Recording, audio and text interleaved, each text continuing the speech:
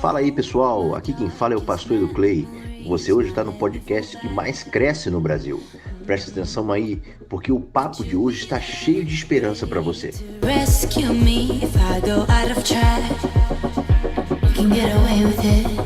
'Cause you make me love my imperfections, answer all my questions, just to show me what's on the other side of inhibition.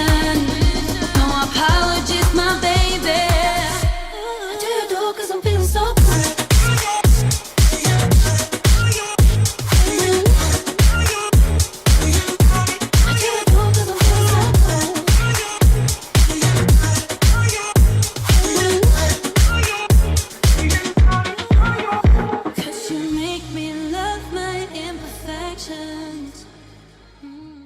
Fala pessoal, hoje eu tô aqui com um cara muito especial, que é um pastor da Igreja Evangélica Congregacional de Edson Passos. Ele é pai de um amigo meu, de um grande amigo, e o carinho que eu tenho pelo filho dele também vai para toda a família. É um pastor que eu tenho muita admiração e respeito, que é o pastor Edu Clay. Pastor, fala um pouquinho de você para a galera conhecer o seu trabalho, o seu ministério. Fala um pouquinho aí do senhor. Então, Jonathan, é um prazer para nós também estar aqui participando desse momento com você. Eu me sinto, assim, um privilegiado em ter sido convidado para participar desse momento. Bom, eu sou pastor congregacional, como o Jonathan já mesmo mencionou. Sou pastor da primeira igreja evangélica congregacional de Edson Passos. Nós estamos trabalhando ali desde 2018, 10 de novembro de 2018. Tem sido uma experiência maravilhosa para o nosso ministério. A minha família, ela tem sempre me acompanhado em toda a nossa trajetória, né? Nós começamos já desde antes, muito antes do seminário, com esse ministério, sempre trabalhando, envolvido com igreja, com questões ministeriais em vários departamentos, mas uma coisa que sempre nos destacou, pela graça do Senhor, foi sempre o ministério com famílias, e a gente sempre procurou pautar o nosso ministério, da nossa família, em conjunto, com tudo isso que envolve a nossa vida, e tem sido prazeroso para nós, tem sido maravilhoso, e a igreja tem acompanhado, a gente tem trabalhado, enfim, tem sido uma bênção, e é sempre maravilhoso trabalhar com o Senhor, né? Pastor, eu fico muito feliz de ver o senhor, que é um pastor próximo, né, da denominação, que tem esse engajamento familiar. E quem acompanha o senhor nas redes sociais vê também que vocês regularmente postam lá os cultos familiares que vocês fizeram. Recentemente vocês fizeram também uma live, né, de adoração, cantando alguns louvores. Então, assim, é muito bom a gente ver que existem pastores que estão próximos da gente e tem essa preocupação.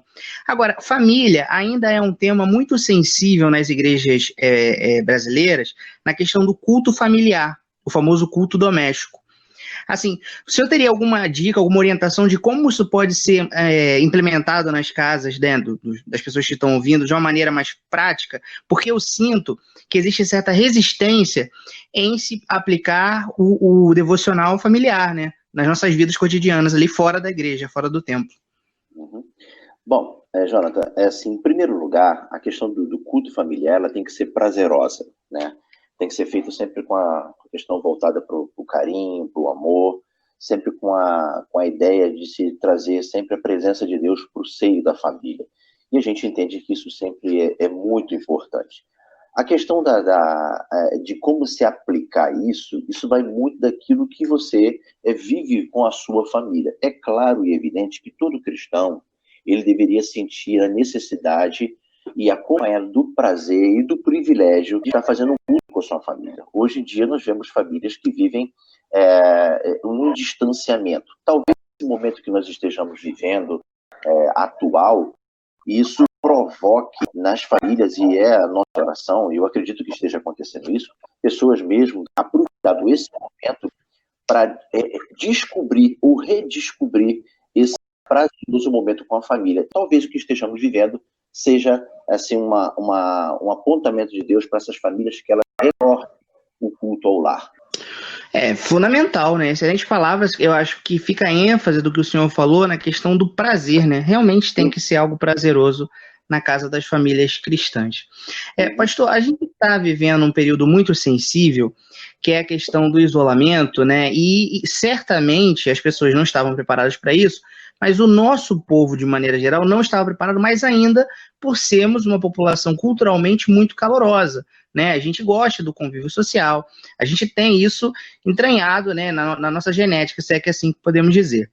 A questão, assim, a saúde mental, as questões de saúde mental estão tomando proporções na mídia, a gente pode ver reportagens o tempo todo com psicólogos, psiquiatras, mas acredito que a saúde da alma, né, também tem que estar sendo cuidada nesse período, tal qual a mente, né? Como que o senhor enxerga isso nesse isolamento? Bom, eu não sei se você teve oportunidade, João, a maioria dos seus seguidores, né, ou se não tiveram, podem procurar o nosso canal no YouTube, é um dos nossos canais que a gente utiliza, e nós trabalhamos esse tema há uns 15 dias atrás. Como a igreja, como as famílias já vão sair desse momento, como estão sendo tratadas nesse momento. É claro que a saúde mental, a saúde espiritual precisa ser trabalhada nesse exato instante em que não só a igreja, né, mas toda a humanidade, ela tem vivido um momento assim diferente, digamos assim, uma linguagem mais clara, um momento diferente, né? E eu vejo que as famílias, elas estavam andando isoladas. Vê se você me entende, Jonas. Elas estavam dentro de casa, mas separadas. Entendeu? Quem está nos ouvindo, ou quem nos ouvirá vai entender. Talvez, Jonas, esse momento que nós estamos vivendo, falando de igreja, falando de sociedade, seja o momento das pessoas se redescobrirem dentro dos seus lares. Filhos estavam perdidos dentro do lar. A saúde mental de filhos quanto dos pais estavam precisando de um momento especial. Talvez, eu entendo, dentro da minha visão, pode ser que eu esteja errado, eu quero não estar errado, mas eu acredito que Deus tenha preparado esse momento para que famílias sejam tratadas, filhos sejam tratados, vamos dizer assim especificamente, e pais sejam tratados também. Pais redescobrindo seus filhos e filhos redescobrindo seus pais. Eu acho que a questão da saúde mental da família, a saúde espiritual da família, ela, apesar de estarmos isolados dentro de casa, mas ela talvez seja tratada dentro do âmbito familiar. E isso é de extrema importância, né? Porque a questão do carinho, a questão do afago, a questão da atenção, tudo isso ela mexe com o nosso psicológico, mexe com a nossa alma, ela mexe com o centro, com a nossa vida. E eu acho que a família, ela está sendo tratada nesse momento. E aí envolve várias questões. Apesar de algumas pessoas terem dificuldade nessa questão do isolamento social, mas eu entendo que esse momento é um momento que a família estão se redescobrindo. E isso, naturalmente, talvez nós vamos ver, eu acredito que vamos ver, uma mudança daqui para frente. Eu estava conversando nessa live que nós fizemos, como eu te comentei, que não só a igreja, mas a humanidade em si, essa questão do Covid-19, ela é um marco na nossa sociedade. E principalmente porque a partir desse momento nós vamos começar a observar e a ver o mundo de uma forma diferente. Talvez nós estivéssemos, ou talvez não, certamente estávamos precisando ser tratados em toda a questão de saúde mental, espiritual, física, nós estávamos precisando, e eu acho que esse é o momento que Deus preparou para nos tratar. Talvez algumas pessoas olhem com um olhar ruim, como na verdade a questão do Covid é uma coisa que não é boa, né? Mas olhando para dentro das famílias, porque elas estavam precisando, eu acho que é um momento excelente. Eu não vou discordar do pastor de maneira nenhuma, até porque recentemente o pastor americano John Piper escreveu um livro chamado Coronavírus e Cristo. E ele fala como a soberania de Deus ainda é atuante, apesar da gente achar que ela não está sendo. Então, eu vou concordar com o pastor no fato de que, apesar de que nós possamos não ver, né, as formas de como Deus está atuando na sua maravilhosa providência, ele está sim, né? A gente não pode negar isso de maneira nenhuma. Agora, pastor, uma coisa que o pessoal tem levantado, quando eu disse que ia ter essa conversa com o senhor, algumas pessoas vieram comentar, eu sempre pergunto pro pessoal, foi a questão do número de desigrejados na igreja. E eu achei interessante esse ponto que salientaram, que eu não tinha prestado atenção nisso. Uma pessoa em especial me falou assim, pergunta pro pastor, no caso, como ele vê isso, porque a gente tem na igreja, né, evangélica, pelo menos assim, o que eu vejo, certa dificuldade de formar uma membresia fiel. O que eu quero dizer com isso? A igreja, ela possui muitos visitantes, né? Ou membros que não são tão atuantes assim, né? Que tem aquela presença, aquela semi-presença ali, né? Vão, não vão, se não for, tudo bem. E ele salientou um ponto de que esse isolamento poderia favorecer um pensamento de estabilidade, de conformidade com a falta de cultos presenciais. E a gente está vendo também as pessoas se alimentando de pastores que fazem, né, o seu trabalho, se é que a gente pode dizer assim, se é que são pastores também, de forma online. Então a gente está tendo ovelhas, né, as palavras dele, que estão sendo alimentadas em outros rebanhos, né? Como que o senhor vê essa situação? Jonathan, eu tenho um pensamento sobre essa questão do desigrejado. A gente já assistiu, já participou de algumas palestras relacionadas a essa questão do desigrejado. A questão do desigrejado ela é interessante, que parece-me que, às vezes, em certo ponto, são pessoas insatisfeitas, ou que foram, assim, eu não sei se eu posso usar essa palavra, até me desculpa usar essa palavra, são pessoas que parece que viveram um evangelho não genuíno.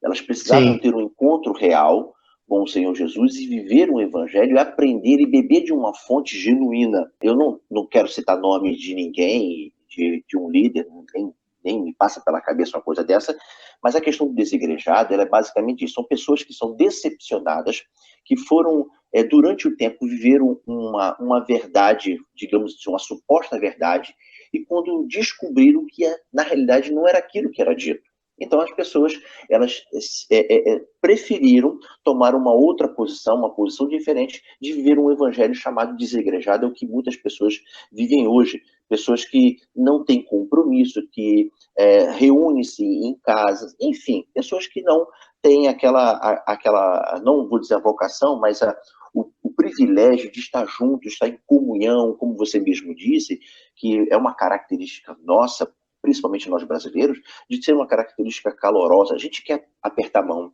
a gente quer abraçar, a gente quer beijar, né, os irmãos e dizer como é bom, como é maravilhoso estar junto. A questão do desigrejado, tudo isso, ele sabe dessa necessidade porque nós somos seres humanos e temos essa necessidade, porém, ele, por um momento, ele sofreu alguma decepção e ele preferiu viver dessa maneira. Um outro fator que você citou muito bem é da questão de que esse isolamento está nos levando a uma outra posição, uma outra classe de pessoas que estão vivendo o chamado culto online. Eu confesso a você que eu tenho uma certa preocupação com essa questão do culto online, do como será o pós-Covid. E esse foi o tema que nós tratamos anteriormente, de como será a igreja pós-Covid. Eu acredito que nós teremos surpresas depois desse momento. Agora, certamente, há de se pensar também, que eu acredito, que dentro dessas surpresas, pessoas elas vão estar tão habituadas e tão acostumadas com aquilo que elas viveram nesse pouco tempo, que elas vão achar muito confortável estarem dentro de suas casas assistindo o culto. Agora, a preocupação é a seguinte. Primeira coisa, até que ponto elas estarão sendo alimentadas de um evangelho e de um alimento genuíno? Segunda coisa que eu me preocupa muito com isso, com essa questão, é com a autopromoção. O que eu digo com a autopromoção com você? Tem muita gente que está aproveitando esse momento para se autopromover. Sem querer citar A, B ou C, mas a gente deixa isso no ar para que as cabeças pensantes possam raciocinar em relação a isso. Existem muitas pessoas que estão se aproveitando desse momento para se autopromover. Aí a gente entra naquela questão, como eu te falei anteriormente, de pessoas que vão atrás daquilo que é visual. Deixa eu falar uma coisa para você. Nós temos nós seres humanos, nós temos um problema muito grande. Nós nos acostumamos com aquilo que é cômodo, com aquilo que é confortável para nós. Sim. Aí é o grande problema. Durante esse período da quarentena, nós estamos ficando em casa, nós estamos assistindo culto online, devocionais. Eu, por exemplo, lá na igreja, nós temos o culto de estudo bíblico nas quintas-feiras, Nós estamos fazendo devocionais todos os dias, cada irmão está fazendo uma devocional. No domingo a gente tem o culto à noite e nós estamos fazendo numa plataforma em que a gente alcança a igreja, nós estamos tratando com a nossa igreja, entendeu? Então, assim, Sim. quando passar isso, nós sabemos que o nosso corpo ele tem a facilidade de se acomodar, se acostumar com aquilo que é prazeroso, que é confortável para nós. A preocupação está quando passar isso, as pessoas estarem exatamente confortáveis com essa situação. Só que aí vai gerar um outro problema. A questão, como você mesmo citou, o calor humano. Essa deficiência talvez nos cause problemas. Aí eu volto naquela sua pergunta lá atrás que você fez, quanto à questão da saúde mental e da saúde espiritual. Isso vai nos fazer falta, vai abrir um vácuo, vai abrir uma deficiência nesse crente, e aí nós retornamos ao problema e daquele que vai à igreja sem compromisso, porque nós, muito provavelmente, estaremos gerando alguns crentes que podem ser, que não se sintam mais compromissados em estar na casa de Deus. E isso é uma coisa que, como você mesmo falou da questão da soberania de Deus e do cuidado de Deus, a nossa oração tem sido para que Deus nos dê estratégias de como trabalhar isso, processar isso e trazer toda essa turma no centro da palavra de Deus, entendendo que eles precisam estar juntamente vivendo com os irmãos, praticando a palavra, caminhando junto, sabendo das necessidades do outro, porque a igreja é isso. A igreja a gente tem essa necessidade de estar junto. E o desigrejado, ele chegou no momento em que a igreja estava passando por toda essa transformação que nós vemos no mundo, desse evangelho, um evangelho fácil, um evangelho prático, e a gente chama de evangelho pragmático, aquele evangelho que funciona, aquele que dá certo, aquele que dá resultados, o evangelho da cura, e o evangelho que agora nós vemos uma outra fase, um outro momento, o evangelho coach, que é tratar no sentido de tratar a pessoa daquilo que... qual é a sua necessidade, meu irmão? Não é... Eu sempre falo uma frase de John Stott, que ele diz que não somos nós que precisamos ler a Bíblia, mas é a Bíblia que tem que fazer uma leitura nossa. Porque quando ela faz uma leitura nossa, nós somos confrontados. Aí está a grande diferença. Eu acho que nós precisamos ser confrontados todos os dias. E a questão do desigrejado é exatamente o contrário. Não foi-se atrás do Cristo. Essa é a realidade que deveria ser a necessidade da pessoa. Pastor, é legal, tudo perfeito o que o senhor falou, mas eu queria voltar na última frase que o senhor falou, recentemente, de John Stott, acerca da Bíblia fazer uma leitura de nós. Pegando um gancho nisso, eu percebo que hoje existe também um terreno muito fértil para a evangelização de pessoas. Embora a gente esteja distante com tudo isso, as pessoas têm sido levadas, pelo menos eu tenho tido contato com pessoas não cristãs, né, um bom número, pessoas que têm sido levadas à autorreflexão da própria existência em si mesmo. E elas enxergam que os prazeres que elas tinham, o discurso cristão que sempre foi dito ao longo dos séculos, que os prazeres que a gente tem nessa vida não são suficientes para nos dar uma plena realização de alma, elas estão sentindo isso na prática. Então, assim, como que o senhor vê também, com relação, tirando agora do âmbito de igreja, a principal luta que um ser humano pode estar travando nesse momento de ter que lidar consigo mesmo sem Deus? Né? Porque deve ser um embate gigantesco o fato de que o cristão que, tudo bem que está sendo difícil, tem o acompanhamento da palavra, tem a fé, a gente sabe que o Espírito Santo é atuante na vida do cristão, mas como deve ser a luta de uma pessoa que está nesse momento, né, que está, talvez esteja ouvindo esse episódio, que está assim, se questionando acerca da sua própria existência, da sua própria solidão, que está nesse momento e está passando por isso, mas sente que nada que ela está fazendo pode dar um prazer suficiente e satisfatório. Jonathan, desculpa. A questão da necessidade do homem, ela está relacionada à falta de Deus na sua vida. Este é o maior problema do homem. Eu acho, particularmente, Jonathan, que a gente volta àquela questão inicial que a gente vinha tratando. Eu acho que Deus está manifestando a sua graça mais uma vez, mesmo diante de tudo isso que nós estamos vivendo, mas eu não consigo enxergar que Deus perdeu o controle de tudo isso. Muito pelo contrário, eu vejo que Deus ele continua soberano, ele continua agindo. A questão do pecado, ele envolveu e ele contaminou tanto a raça humana de tal maneira que o homem ele não consegue por si só força suficiente ou ter um direcionamento para buscar a Deus. Tá? Ele não consegue. Ele precisa do auxílio do Espírito Santo e a Bíblia vai dizer que o Espírito Santo é aquele que convence o homem do pecado, da justiça e do juízo. Então, a gente entende que dentro dessa questão da soberania de Deus, ele está no controle de todas essas coisas, ele está sempre mostrando para esse homem, apontando para esse homem, dizendo, olha assim, eu continuo no controle.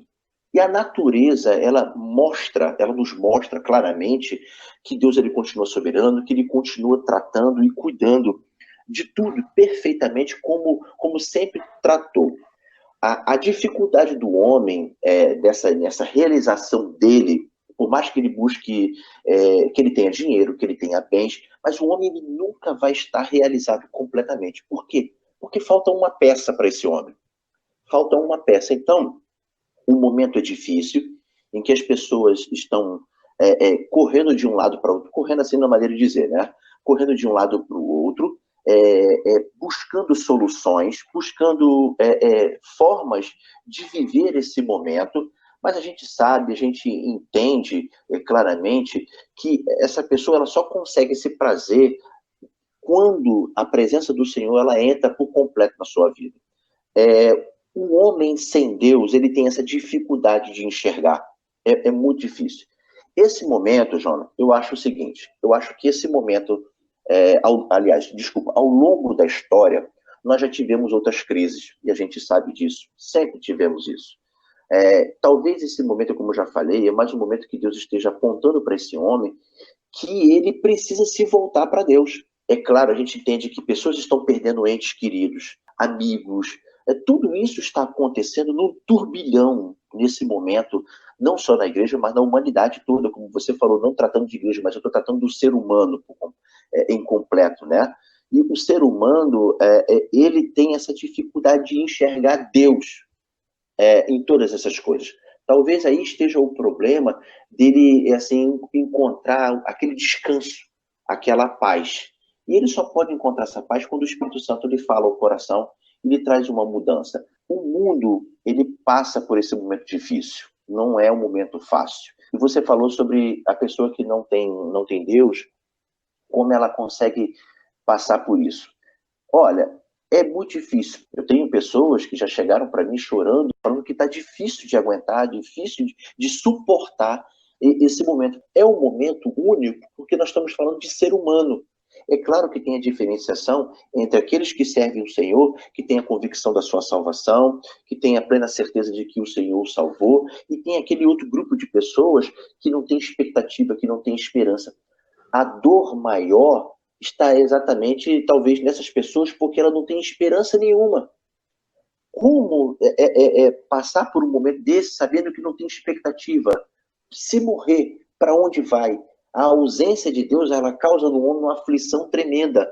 Talvez a maior dor esteja exatamente nesse momento. Agora, a gente sabe de uma coisa. Todo ser humano, ele tem necessidade do Senhor Jesus. Aí eu entro com a questão da igreja. Talvez esse seja o momento de que a igreja ela precisa se unir e pregar o verdadeiro e genuíno evangelho, para que esse homem que encontra-se aflito, triste, acuado pelo momento que esteja vivendo, encontre paz. Eu acho que a paz que excede todo entendimento que está na palavra, que está em Cristo Jesus, ela deve ser manifesta nesse momento, como você citou muito bem, que é o momento que a igreja está trabalhando, evangelizando, através de lives, não procurando autopromoção, mas sempre procurando o verdadeiro evangelho. Perfeito. Pastor, o senhor falou de esperança, e é uma palavra que está ligada, né, ao evangelho. A gente vai ter lá Coríntios falando de fé, esperança e o amor, né? Então, mas tratando de esperança, eu faço um link, e sempre que eu escuto essa palavra, eu penso acerca da volta de Cristo. Só que, por a gente ter certa deficiência, assim, a gente, não as pessoas que passaram por um seminário, a gente, membro normal, né, membro local da igreja local, existe certa dificuldade de assimilar a volta de Cristo com fatos bons, né? E eu sei que isso pode parecer, assim, bom, não sei, né, no caso do pastor, mas existe muito ainda o debate de irmãos. A frase que eu sempre escuto, muitas das vezes, é assim: não, eu quero muito ir para o céu, né, mas não agora. Né, eu escuto muito isso. Então, assim, eu faço até uma brincadeira com os irmãos. É como se você oferecesse um passeio, uma viagem para Samambaia e Mangaratiba, entendeu? Os dois lugares, tudo bem, Mangaratiba, né, mais ou menos, mas não são lugares, não é uma Paris, entendeu? Se você tiver que escolher Samambaia e Mangaratiba, você vai escolher Mangaratiba, mas se você pudesse, assim, ficar em casa, você fica em casa, entendeu? Porque se fosse uma Paris, entende? Paris ou Samambaia? Não, com certeza é Paris. Então, eu vejo que os cristãos têm certa dificuldade de enxergar o céu como Paris, porque a gente vê eles como Mangaratiba, né? Então, assim, é muito comum ouvir isso: não, eu quero ir para o céu. Então, a frase que às vezes fica no cristão, no coração do cristão, mesmo ele não sabendo expressar isso muito bem, mas o que dá a entender que está dentro dele, é que assim, eu só quero o céu porque ele é melhor do que o inferno.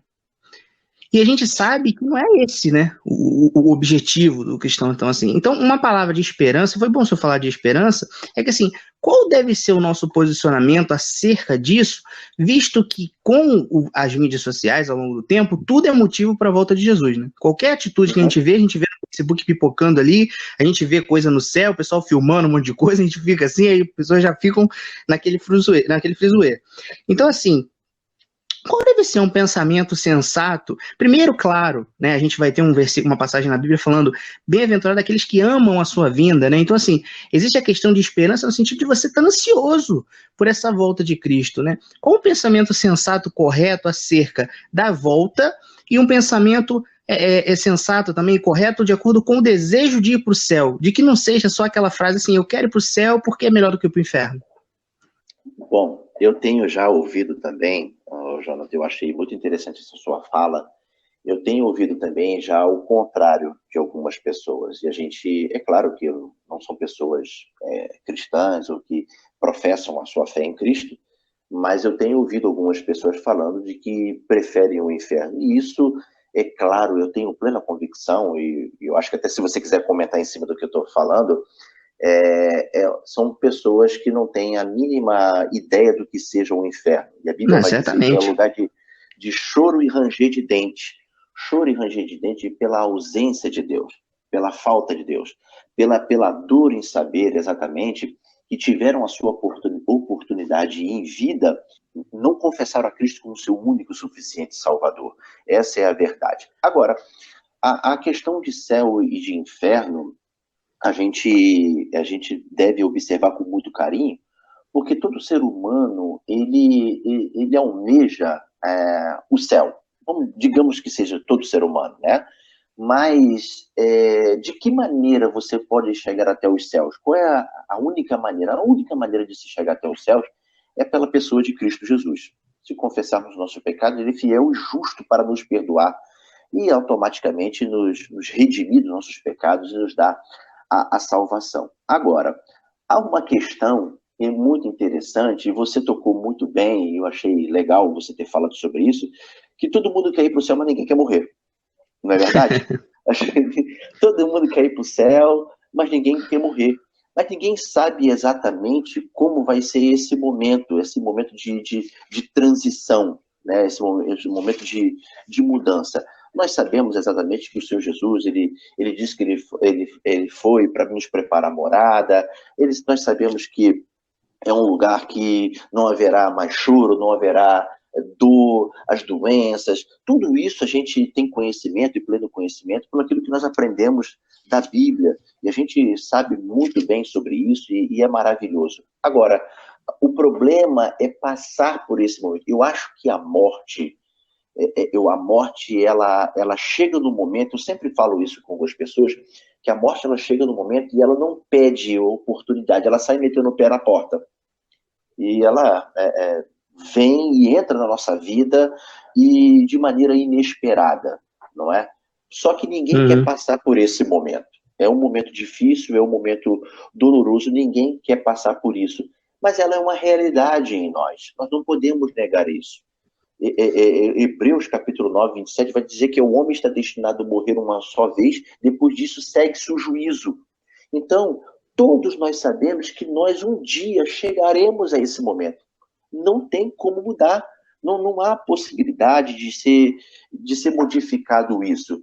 E assim, tanto crente quanto não crente, nós passaremos por isso. A palavra esperança, ela dá uma ideia para nós de uma expectativa muito grande daquilo que nos aguarda no porvir.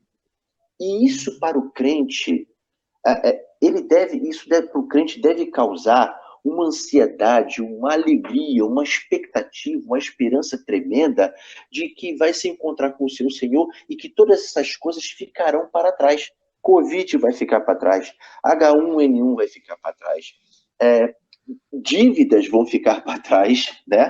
Diga-se de passagem, doenças, enfermidades ficarão para trás, um corpo novo, transformado, um corpo glorificado, tudo isso nos acontecerá.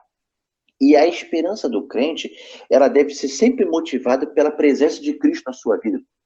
É claro, irmãos, é lógico, nós não podemos ser ignorantes. A morte, ela não soa bem aos nossos ouvidos. Você imagina, você recebeu a notícia, você é crente em Cristo Jesus, né? E você recebeu a notícia, olha, Jonathan, alguém chega para você assim, Jonathan, olha, você tem 20 anos, 25 anos, não sei quantos anos você tem, e aí diz assim, olha, você viveu até esse momento, mas, meu amigo, bate no sombro e fala assim, infelizmente, hoje chegou o dia da sua morte. O que você pensa? Poxa, você como crente, poxa, tudo bem, eu sei que o Senhor Jesus, ele preparou um lugar maravilhoso para mim, eu vou para o céu onde não haverá mais dor, tudo isso ficará para trás. Porém, você como ser humano, você pensa o seguinte, poxa, amanhã eu tinha que fazer tal coisa, amanhã eu poderia fazer isso, amanhã eu poderia fazer aquilo. É doloroso. Isso causa um dor. Por quê? Por conta da nossa humanidade, do nosso raciocínio humano, daquilo que nós somos apegados. E nós, naturalmente, nós somos apegados, querendo ou não querendo, nós somos apegados a algumas coisas aqui. Não deveria, mas somos apegados. Nós somos apegados aos pais, nós somos apegados à namorada, à noiva, aos filhos. Você imagina, você muito bem falando disso, sobre a questão da família, se eu recebo a notícia que amanhã eu vou partir para os braços do Senhor. E eu olho para minha família, eu sempre disse uma coisa, João. Eu vou falar para você de experiência minha, que talvez você tenha uma visualização boa disso que você me perguntou. Eu sempre falei aqui na minha casa que eu tenho um dos maiores desejos do meu coração é ver os meus netos, é ver a minha família toda reunida, sentada numa mesa, onde nós podemos almoçar junto, tomar café junto, com meus genros, eu tenho 2 filhas, com minha nora, que eu tenho o Moisés como filho, ver os meus netos assentados na mesa, ver a minha posteridade. É um desejo que eu tenho. Mas se amanhã eu recebesse a notícia que eu teria que partir, assim, eu vou partir para o Senhor. Senhor, muito obrigado porque o Senhor me conduziu. Eu vou partir para o Senhor. Eu vou feliz? Vou.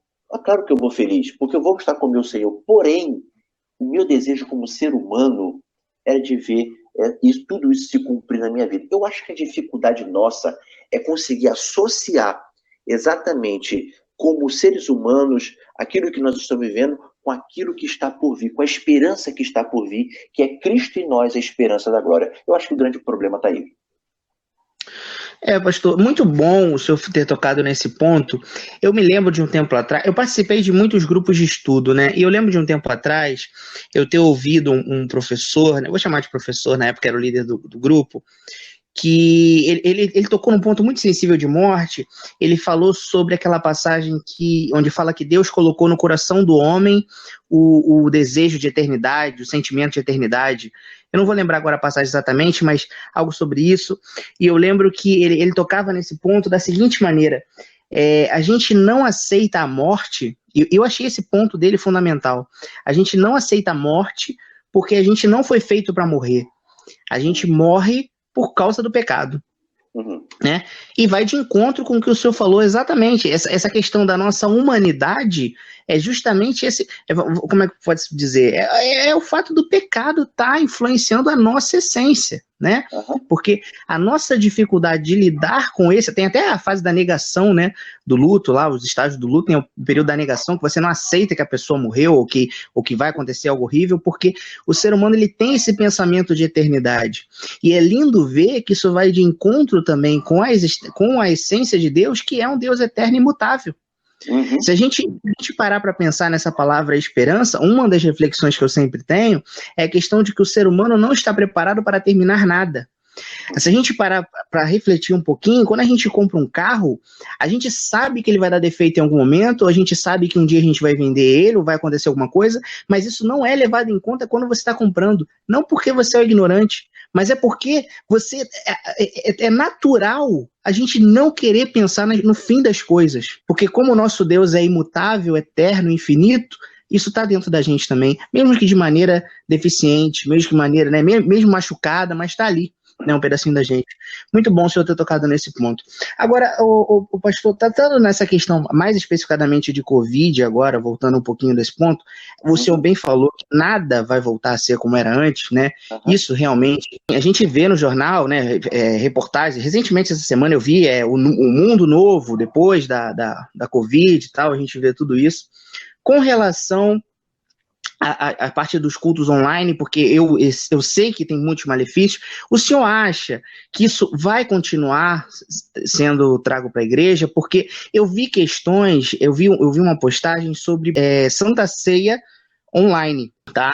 E parece um tema bobo, mas não é. Não é, porque existe um debate muito grande ali sobre, primeiro, o que é Santa Ceia, né, porque ela é importante, é um sacramento, o senhor vai ter a oportunidade de explicar mais aprofundadamente sobre isso, porque a gente toma Santa Ceia em comunhão com os irmãos, mas assim, o senhor acha que esse recurso online deveria ser trago para a igreja após o Covid ou não? Isso deveria ser interrompido e a gente voltaria para a igreja normal, tradicional? Por quê? Entendeu? O senhor pode falar, expressar a sua opinião sobre isso?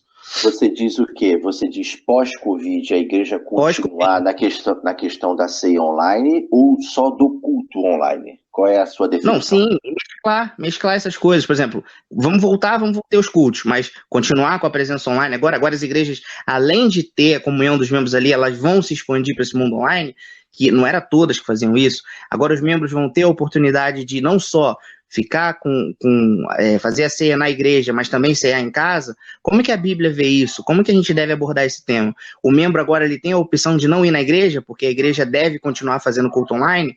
É nesse sentido, entendeu? Bom, eu acho que nós vamos voltar nessa questão do assunto, que a gente até falou inicialmente. Eu acho que os cultos online, vamos ver se a gente consegue definir isso aí. E, na realidade, ele não é ruim, o culto online, principalmente nesse momento que nós estamos vivendo. Também eu diria para você, que é a questão da transmissão. Não estou falando do culto online como nós estamos vivendo agora. A transmissão do culto, isso já era uma coisa que em muitas igrejas já era habitual, já estava acontecendo a questão do culto online. O problema é como nós voltaremos agora. E aí vai implicar uma série de coisas. Vai voltar na questão do membro que está habituado, como nós começamos no início, que se acompanha esse tipo de culto agora, para ele retornar à igreja. A questão do culto presencial, ela é de extrema importância. Mas digamos que você seja namorado. Imagine você namorar virtualmente. É válido para você isso? Eu vou usar de forma nenhuma. Você imagina, desculpa a expressão, você beijar sua noiva na tela do computador. Como é que funciona isso? Meu amor, doentio, né? Eu quero dar um beijo em você, um beijo de boa noite, quero fazer um carinho em você, e aí você alisa a tela do computador. É a mesma coisa? De maneira impossível. A questão da Santa Ceia, você toca, é claro que você é namorado, você toca na sua namorada, você faz carinho no cabelo dela, você toca nos ombros, né? Você beija, você namora. Você consegue fazer isso? Você não consegue fazer isso. Você fica naquela expectativa, naquela esperança, porque você tem essa necessidade de contato. Eu transportando isso, eu estou falando isso de maneira bem rude, tá? Bem grossa. Eu falo o exemplo é bom. Para a igreja ela precisa ter esse contato, esse convívio pessoal. Nós somos seres humanos. nós temos a necessidade de relacionamento. E essa questão virtual é boa para este momento que nós estamos vivendo. Voltando ao normal, nós temos necessidade de estarmos juntos.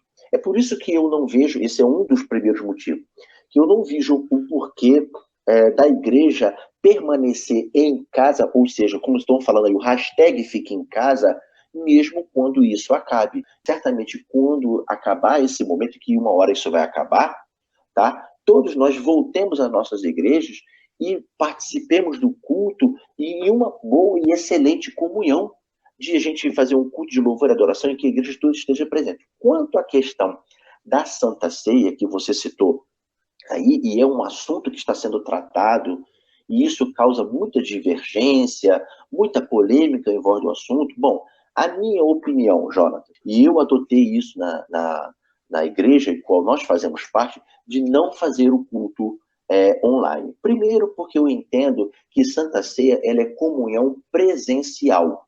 Volto a falar com você da questão da virtualidade. Você não tem como tocar em uma pessoa virtualmente. Você está entendendo? Sim. Então, eu Claro. vejo em todos os momentos em que a Santa Ceia ela foi apresentada tanto pelo Senhor Jesus quanto o apóstolo Paulo discutindo a problemática da Santa Ceia, e era um grande problema da igreja de Corinto, no capítulo 11, a partir do verso 23, o Paulo está tratando com a igreja, está dizendo, porque eu recebi do Senhor o que também vos ensinei. Ele recebe do Senhor, ele transmite à igreja exatamente o modelo, o padrão, a forma como a Santa Ceia deveria ser feita, e de em comunhão com todos os irmãos. A problemática da igreja de Corinto era exatamente que eles estavam fazendo uma Santa Ceia com partidarismo, com divisão, e a gente sabe disso. E o apóstolo Paulo chama a atenção dele para a questão da maior necessidade de que eles deveriam exercitar, que era o amor. E esse amor, ele é notório pela questão da presença dos irmãos, da comunhão, da unidade da igreja, até mesmo no repartir do pão entre eles. Então, tudo isso leva a gente a uma ideia de que Santa Ceia, ela é presencial, ela é comunhão presente. Esse é o entendimento que a gente tem. Então, assim, eu vejo que a igreja, ela passa por esse momento. A nossa oração deve ser exatamente, Jonathan, para que o Senhor nos dê estratégias de como tratar tudo isso. Como eu falei para você, muita coisa vai acontecer e já está acontecendo. O Covid, ele vai mostrar para a igreja as falhas que ela precisa reparar. É muito bom conversar contigo, pastor. Espero com ansiedade mesmo a gente marcar uma nova conversa. Com certeza o pessoal vai gostar muito de ouvir. Aonde fica a igreja do pastor, para o pessoal que estiver ouvindo, tiver interesse de visitar? Então, amigos, assim, a nossa igreja, apesar de estar vivendo esse momento, ela fica ali na Rua Abel de Varenga, 95, Edson Passos, Mesquita. E será um prazer receber os irmãos, os nossos cultos normais. São quintas-feiras de estudo bíblico, escola dominical pela manhã, a partir das 9 horas, e culto público às 19 horas. Sendo que, nas terças-feiras, nós fazemos um trabalho chamado Culto aos do Caminho, onde nós fazemos uma visita com, pelo menos, toda a igreja, na casa de pessoas que nos convidam, ou então dos próprios irmãos. Por isso que é chamado Culto aos do Caminho, do caminho do Senhor. E ali nós realizamos um trabalho de louvor, adoração e evangelização na casa das pessoas. Então, terça, temos trabalho na casa dos irmãos e aquele que nos convida, quinta-feira, estudo bíblico, e domingo, a nossa atividade de manhã e à noite. Nossa, muito legal esse estudo, esse encontro de terça-feira. Pessoal, para quem gostou, as redes sociais, de tudo que o pastor falou aqui, do projeto que ele tem, eu vou colocar o link da live aqui também, para quem tiver interesse aqui embaixo, vai estar tudo certinho. E pastor, muito obrigado pela sua participação, foi de um enriquecimento enorme, e eu espero que o senhor possa voltar aqui mais vezes para bater um papo. Pô, Jonathan, muito obrigado pela oportunidade que você nos deu. Eu espero ter, assim como você falou, acrescentado um pouco mais e, assim, abrilhantado um pouco mais tanto pela sua expectativa e pelas suas perguntas. Foi maravilhoso. Também, para mim, foi um momento de grande conhecimento e de apreciação um pouco mais pelo seu trabalho. Então é isso, meus consagrados. Ficamos por aqui. Não se esqueça de seguir o nosso Instagram, @JucaObreiro. E lá você vai ficar por dentro de tudo acontece aqui no nosso podcast. Você pode enviar mensagens, elogios, críticas, enviar perguntas. Será um prazer te responder, mas por favor, foque nos elogios, hein? Dependendo da sua plataforma, nós vamos deixar uns links aqui embaixo. Vai lá dar uma conferida. Fique com Deus, um abraço do podcast que mais cresce no Brasil e até a próxima. Oh, my darkest memories, now let me fall back. But you'll be there, ready to rescue me if I go out of track. You can get away with it, 'cause you make me love my imperfections, answer all my questions, just to show me what's on the other side of inhibition. No apologies, my baby. I do it all 'cause I'm feeling so good.